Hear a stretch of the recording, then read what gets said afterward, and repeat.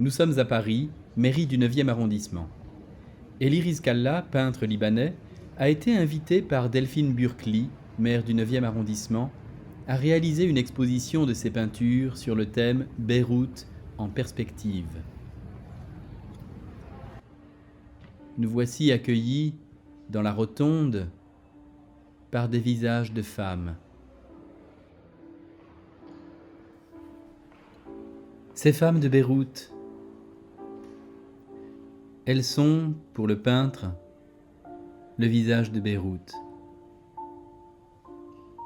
Ce sont des mères, des sœurs, des amis,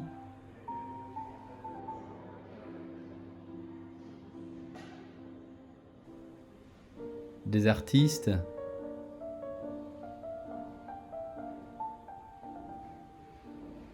toutes qui, chaque jour, surmontent les difficultés de la vie à Beyrouth.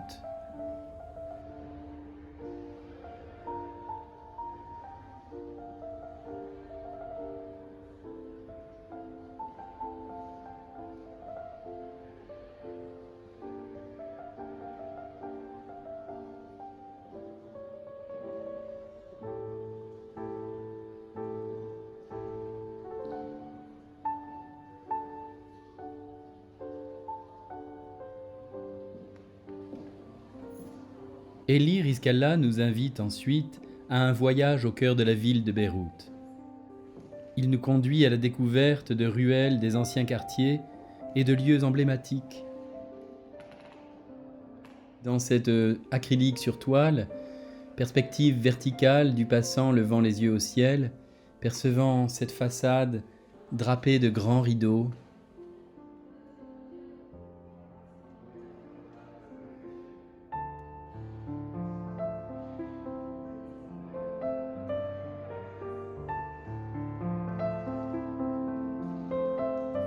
se promener dans Beyrouth, c'est aussi se laisser surprendre à chaque instant par des moments poétiques.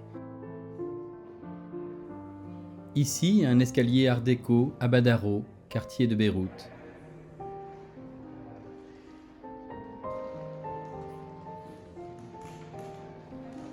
Mise en perspective aussi de Beyrouth avec Der El Kamar, cité aux trésors architecturaux du XVIIe siècle où est né l'artiste, avec ses maisons confortables et cette luxueuse hauteur sous plafond qui laisse libre cours aux voies de l'imaginaire et de la conversation.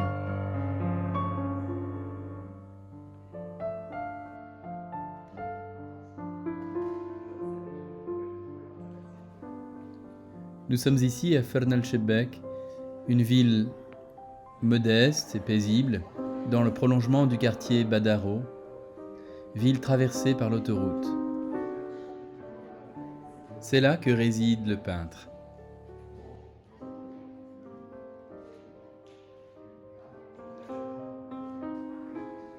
Dans cet acrylique sur toile, sans cadre ni châssis, juste déroulé tel un parchemin, Elie nous invite sur le balcon de son ami photographe Dalia Khamissi, d'où l'on peut voir Beyrouth et sa métamorphose au gré de la lumière des heures et des jours.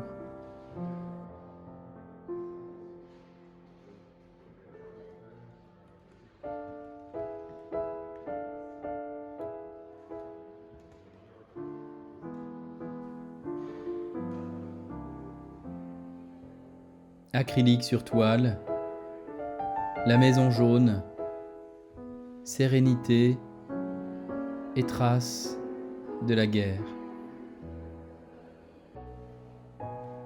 Der El Kamar à nouveau, une villa moderne sur les hauteurs, au milieu des pins. Le grand théâtre de Beyrouth, détruit en grande partie pendant la guerre.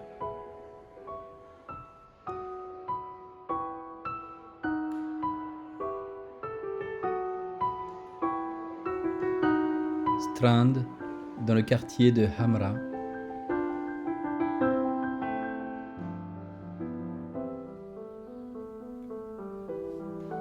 Le deuxième jour. Les silos dans le port de Beyrouth au lendemain de l'explosion du 4 août 2020.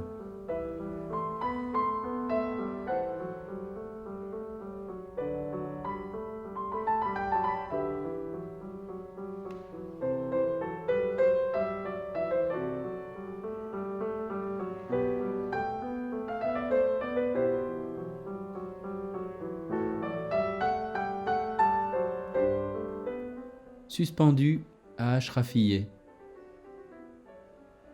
Perspective temporelle d'un passé et d'une modernité qui cohabitent partout dans Beyrouth.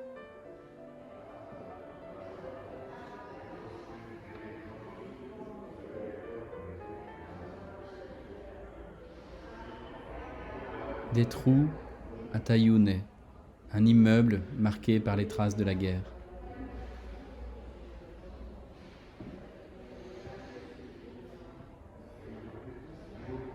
Août 2020, après l'explosion du port.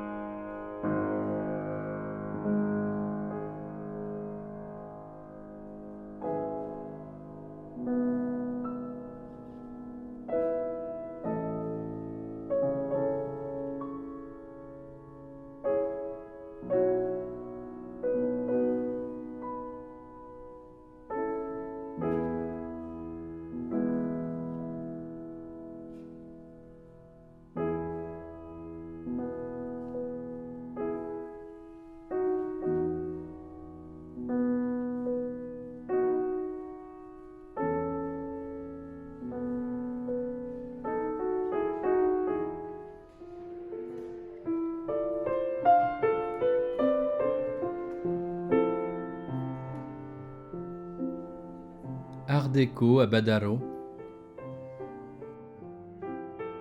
Un escalier à Fern El Shebbek, non loin de la résidence de l'artiste.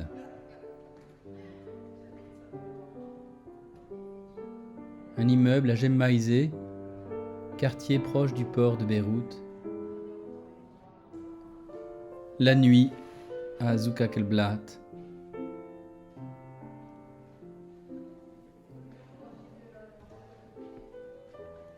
Le pantalon noir qui sèche en haut d'une façade à Fern El Shebbek.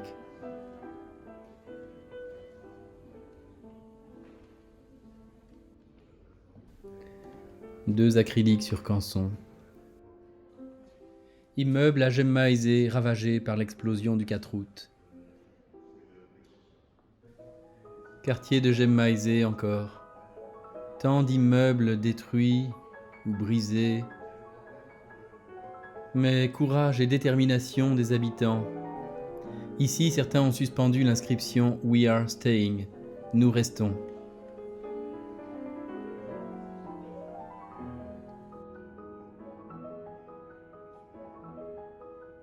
Corniche El Nahar, la corniche du fleuve, passage de l'ancien fleuve aujourd'hui asséché.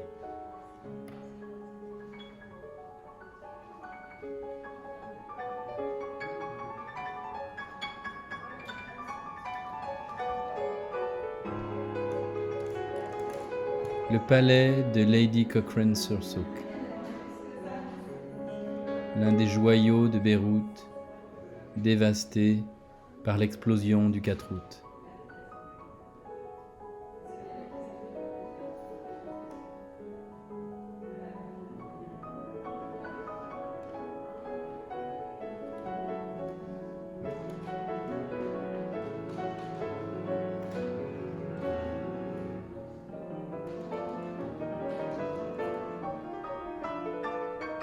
Palais de Lady Cochrane-sur-Souc, à nouveau.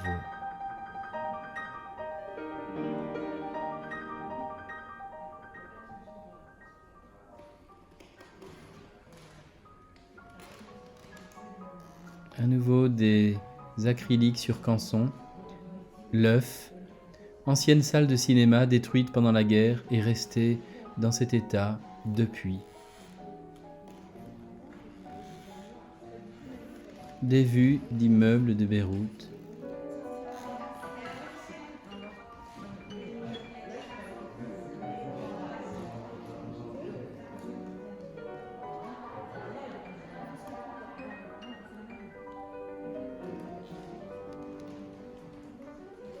Acrylique sur toile, Bourj El Mour.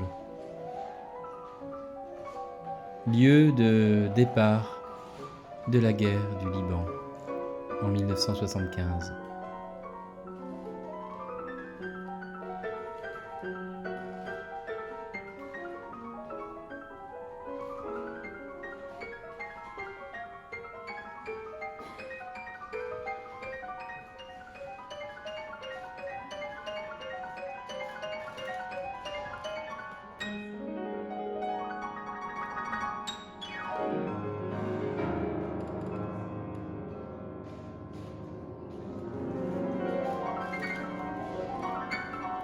Et puis le quartier mono de Beyrouth, ici un portail d'entrée. Et la façade d'une maison, sérénité des anciens quartiers.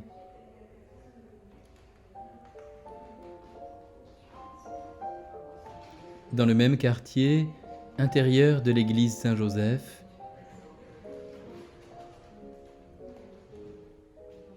et retour à Fern El Chebek.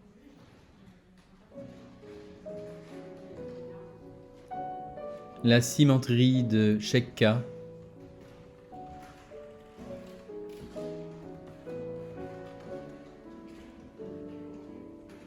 le retour.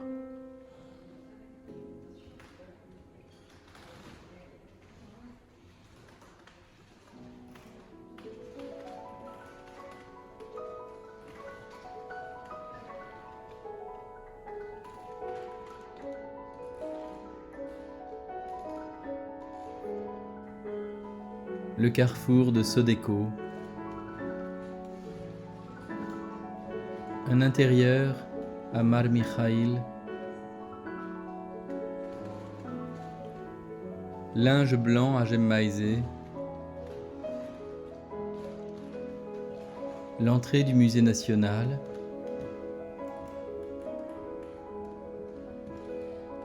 usine abandonnée à Babda, Art déco à Badaro. Beyrouth, une ville qui, malgré sa souffrance, vibre de l'énergie de ses habitants, de leur résistance et de leur joie de vivre.